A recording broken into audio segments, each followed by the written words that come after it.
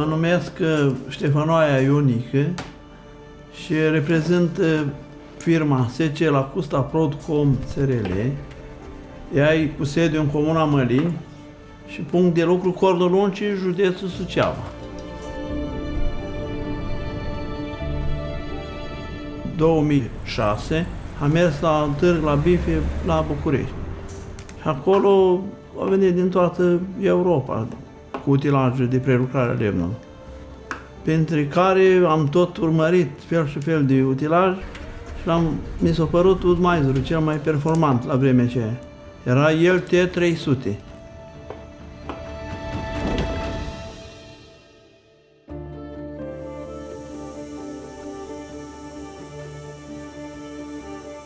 Am comandat, deci mașina de la târg a venit la noi.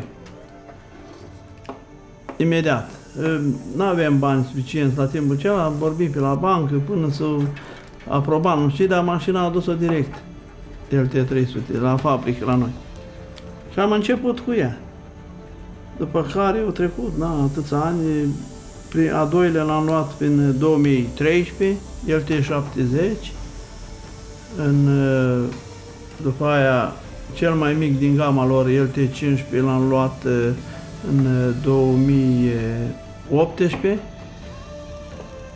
În 2020 am luat VM4000, ăla mai mare, care l-ați văzut deja.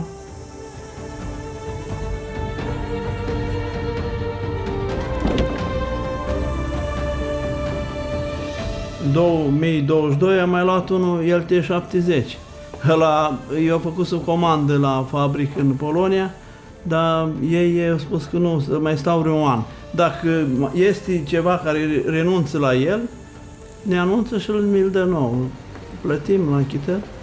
Nu dura vreo 2 luni și mă sună de la reprezentanța noastră din România, de la Sibiu, Wood-Miser, și spune, domnule, avem unul disponibil în Polonia, dar este făcut pentru Suedia.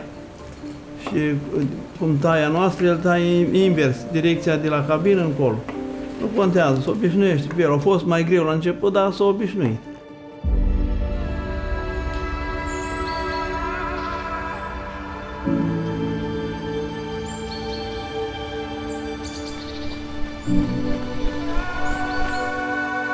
Da, pe viitor, dacă, bineînțeles că între timp o să mai apară și alte mașini, că tot timpul se scoate din ce în ce, ca să zic așa, le-am luat cam toată gama până acum. Ce ori mai părea de acum am mai luat, dacă o să fie mai noi, mai performante.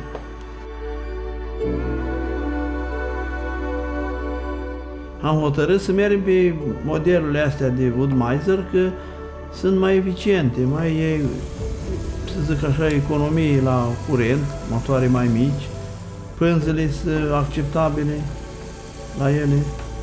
Și am decis să mergem pe Wood-Miser. Așa ne-au contactat de la multe alte firme, alte mărci, dar nu ne-am lăsat de Wood-Miser.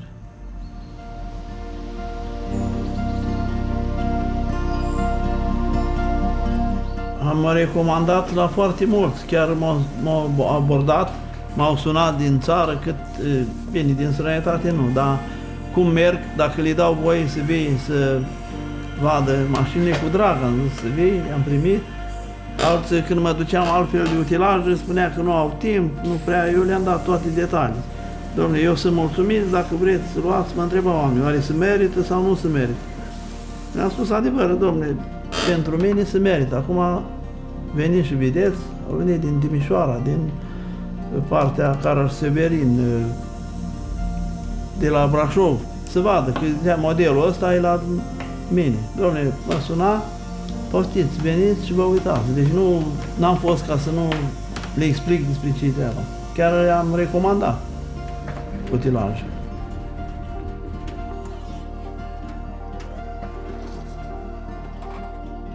În primul rând, sunt accesibile la tot felul de...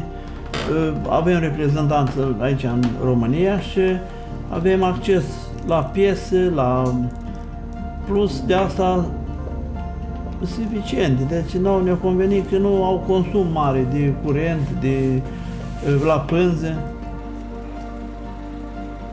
Cu lemnul lucrăm de peste 30 de ani. Asta am învățat, cum se spune. Și de copil mic, când ne-am născut în zona asta, aici avem păduri foarte multe. Județul Suceava este un județ cu cel mai mult fond forestier.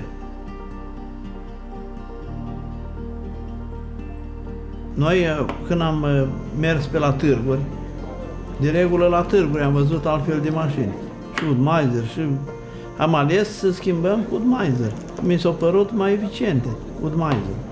Așa am fost contactat și de alte firme, dar noi am ales Wood-Mizer și chiar suntem împăcați. Suntem mulțumiți. Asta e ideea.